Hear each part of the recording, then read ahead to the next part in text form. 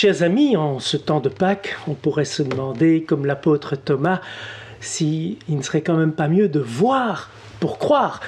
Si Jésus ressuscité apparaissait par exemple en direct sur KTO, d'abord vous ne devriez plus m'écouter, mais tout le monde serait convaincu. Alors pourquoi est-ce qu'il ne le fait pas ? Je pense que s'il le faisait, tout le monde serait sans doute convaincu, mais plus personne ne serait libre d'abord. Et puis, être convaincu, ça ne transforme pas une vie. La foi, c'est pas être convaincu. On peut dire, Jésus est ressuscité, et alors ? La foi, c'est comprendre qu'il est ressuscité. Pour moi, il me ressuscite. Il est mon sauveur. La foi, ça nous prend par le cœur et par les tripes. C'est un lien qui nous réunit dans l'esprit. Je voudrais faire le lien entre cette considération et les élections en France, où on a entendu dire que beaucoup de gens étaient déconnectés par rapport à la politique. J'ai un ami français de ma génération, donc moyennement jeune, qui n'est pas chrétien, mais socialement très engagé, qui vote traditionnellement à gauche, et qui m'a dit, moi le second tour, je ne vote pas, je ne me sens plus représenté. Ça m'a fait penser à tous ces anciens catholiques qui parfois me disent, tu sais, ton Jésus, pourquoi pas, mais l'Église que tu représentes, elle ne me représente plus, il n'y a plus de lien. Alors que faire pour rétablir ce lien ? Il y a évidemment les gros dossiers de fond à travailler en politique, la précarité, je dirais la transition écologique dans l'Église, la transmission de la foi dans une société sécularisée. Il y a évidemment ces dossiers-là. Mais je pense aussi qu'il y a le lien à travailler, tant du point de vue des responsables que du point de vue de ceux auxquels ils s'adressent.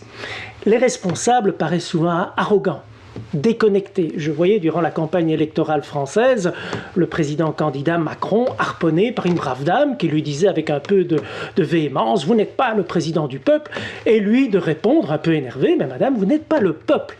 Et je m'étais dit en le regardant « Mais comment est-ce qu'un homme aussi intelligent ne prend pas plus de recul, ne répond pas avec plus de bienveillance ?» Eh bien, j'ai été bien attrapé parce que 2 jours plus tard, j'ai été attrapé moi-même comme petit vicaire général. Je déplace un curé, il y a un paroissien qui m'engueule parce qu'il n'est pas content du tout.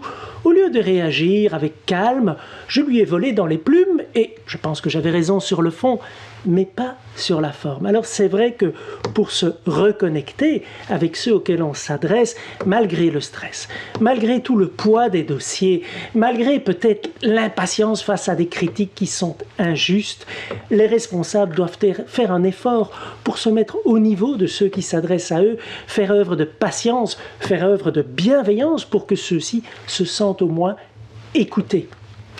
Mais du point de vue de ceux auxquels on s'adresse, il y a aussi un effort à faire. Et là, je pense à une considération d'une intellectuelle française qui n'est pas suspecte de catholicisme, qui s'appelle Caroline Fouret, et qui a écrit un livre « Génération offensée ». Que dit Caroline Fouret ? Je crois qu'elle a raison.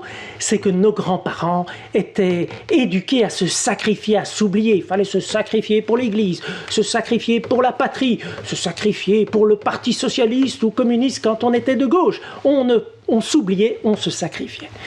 Il est heureux que depuis mai 68, la reconnaissance, l'écoute de soi, le développement personnel est mis en avant. Mais ça ne peut faire en sorte que chacun hurle chaque fois qu'il trouve qu'il n'est pas assez écouté, pas assez reconnu. Ça donne cette génération offensée, cette génération qui se sent victime de tout et qui n'écoute plus personne. Je crois que tous, que ce soit en politique ou en église, nous devons comprendre que oui, on a le droit à l'écoute et au développement, mais il faut aussi un peu s'oublier pour aller vers les autres et ainsi faire une société qui fasse sens, ou faire une église qui fasse sens. C'est un peu ce message-là que je voulais vous transmettre et en espérant que par cette connexion, quelque chose du Christ ressuscité puisse davantage aussi être présent et nous ressusciter. Bonne journée à chacun.